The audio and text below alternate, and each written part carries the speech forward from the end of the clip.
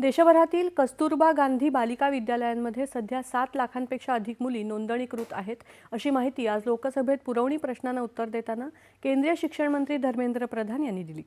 त्यापैकी 2 लाखांपेक्षा अधिक मुली अनुसूचित जातीच्या, 1,77,000 अनुसूचित जमातीच्या आणि 2,64,000 इतर मागासवर्गीय प्रवर्गाच्या आहेत।